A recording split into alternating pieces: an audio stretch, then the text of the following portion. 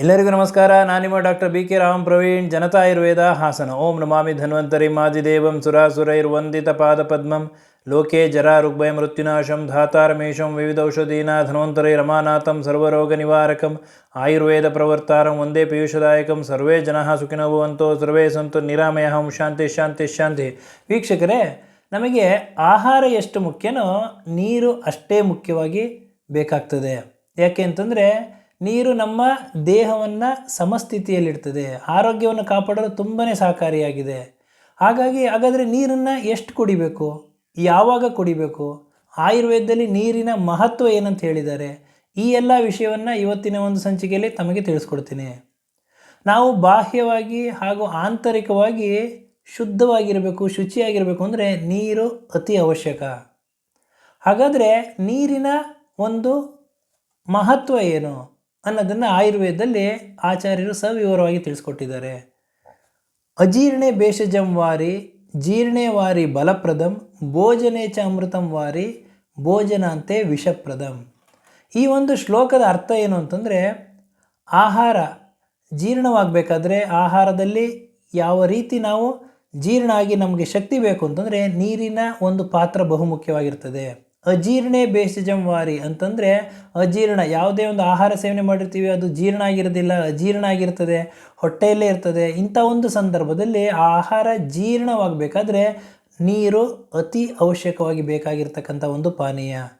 ಆ ನೀರನ್ನು ನಾವು ಸೇವನೆ ಮಾಡಿದ್ರೆ ಅಜೀರ್ಣ ಆಗಿರ್ತಕ್ಕಂಥ ಆಹಾರ ಜೀರ್ಣವಾಗಿ ನಮ್ಮ ಆರೋಗ್ಯ ಸುಧಾರಿಸ್ತದೆ. ಜೀರ್ಣೇವಾರಿ ಬಲಪ್ರದಂ ಅಂತಂದರೆ ಜೀರ್ಣ ಆದ ನಂತರ, ನಾವು ಸೇವನೆ ಮಾಡಿದ ಆಹಾರ ಜೀರ್ಣ ಆದ ನಂತರ ಅದು ಈ ಪಾನೀಯ ನೀರು ಏನು ಮಾಡ್ತದೆ, ನಮಗೆ ಬಲವನ್ನು ಕೊಡ್ತದೆ, ಶಕ್ತಿಯನ್ನು ಕೊಡ್ತದೆ. ಭೋಜನೆ ಚ ಅಮೃತಂ ವಾರಿ ಭೋಜನಾಂತೆ ವಿಷಪ್ರದಂ ಅಂತಂದರೆ ಆಹಾರ ಸೇವನೆ ಮಾಡಬೇಕಾದ್ರೆ ಸ್ವಲ್ಪ ನಾವು ನೀರು ಸೇವನೆ ಮಾಡೋದ್ರಿಂದ ಇದು ಒಂದು ಅಮೃತ ಸಮಾನವಾಗಿ ಕೆಲಸ ಮಾಡ್ತದೆ. ಹಾಗೂ ಆಹಾರದ ನಂತರ, ಊಟ ಆದ ನಂತರ ನೀರು ಕುಡಿಯೋದ್ರಿಂದ, ತಕ್ಷಣ ನೀರು ಕುಡಿಯೋದ್ರಿಂದ ಇದು ವಿಷವಾಗಿ ಪರಿವರ್ತನೆ ಆಗ್ತದೆ. ಅಂತಂದರೆ ವಿಷ ಅಂದರೆ ಇನ್ನೇನು ಅಲ್ಲ, ನಮ್ಮ ಆಹಾರದಲ್ಲಿ ಆಹಾರ ಜೀರ್ಣ ಆಗಬೇಕಾದ್ರೆ ನಮ್ಮ ಜಠರದಲ್ಲಿ ಅಗ್ನಿ ಇರ್ತದೆ, ಜಠರ ಅಗ್ನಿ. ನಾವು ಸೇವನೆ ಮಾಡಿರ್ತಕ್ಕಂಥ ಆಹಾರ ಜೀರ್ಣ ಆಗಬೇಕಾದ್ರೆ ಆ ಅಗ್ನಿ ಆಹಾರವನ್ನು ದಹಿಸ್ತದೆ. ಯಾವಾಗ ಈ ಅಗ್ನಿ ಊಟ ಆದ ನಂತರ ಹೆಚ್ಚಾಗಿರ್ತದೆ ಅಂಥ ಒಂದು ಸಂದರ್ಭದಲ್ಲಿ ತಕ್ಷಣ ನೀವು ನೀರು ಕುಡಿಯೋದ್ರಿಂದ ಈ ಅಗ್ನಿ ಕಡಿಮೆ ಆಗ್ತದೆ, ಅಗ್ನಿ ಮಾಂದ್ಯ ಆಗ್ತದೆ.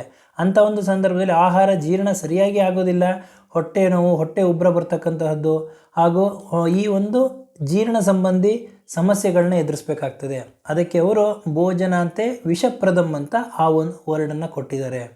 ಹಾಗಾದರೆ ನೀರನ್ನು ಎಷ್ಟು ಕುಡಿಬೇಕು? ಪ್ರತಿಯೊಬ್ಬ ಮನುಷ್ಯರು ಇವಾಗ ಏನು ಹೇಳ್ತಾರೆ ಅಂತಂದರೆ, ನೀರನ್ನು 2 ಲೀಟ್ರ್ ಕುಡೀರಿ, 3 ಲೀಟ್ರ್ ಕುಡೀರಿ, ಮನಸೋ ಇಚ್ಛೆ ಹೇಳ್ತಾ ಇರ್ತಾರೆ. ಅದು ಆ ರೀತಿ ಅಲ್ಲ. ಯಾವುದೇ ಒಬ್ಬ ಮನುಷ್ಯನು ಅವನ ತೂಕಕ್ಕೆ ಅನುಗುಣವಾಗಿ ನೀರನ್ನು ಸೇವನೆ ಮಾಡಬೇಕಾಗ್ತದೆ. ಪ್ರತಿ ಕೆ ಜಿಗೆ 40 ml ರೀತಿ ನೀರನ್ನು ಸೇವನೆ ಮಾಡೋದ್ರಿಂದ ಪ್ರತಿನಿತ್ಯ ಅವರು ಆರೋಗ್ಯದಿಂದ ಇರ್ತಾರೆ. ಉದಾಹರಣೆಗೆ ಒಬ್ಬ ವ್ಯಕ್ತಿ 60 kg ಇದ್ದ ಅಂತಂದರೆ 60 kg ಇಂಟು 40 ml ಅಂತಂದರೆ 2400 ml ಅಂದರೆ ಸರಿ ಸುಮಾರು 2.5 ಲೀಟ್ರ್ ಆದರೂ ನೀರು ಪ್ರತಿನಿತ್ಯ ಅವರು ಸೇವನೆ ಮಾಡ್ತು ಅಂತಂದರೆ ಅವರು ಆರೋಗ್ಯದಿಂದ ಇರ್ತಾರೆ. ಹಾಗಾಗಿ ನೀರಿನ ಮಹತ್ವ ತುಂಬಾ ಅವಶ್ಯಕವಾಗಿದೆ ನಮ್ಮ ದೇಹಕ್ಕೆ.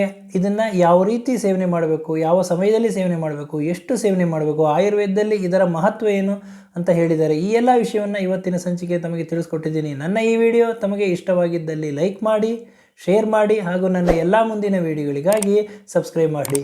ಧನ್ಯವಾದಗಳು.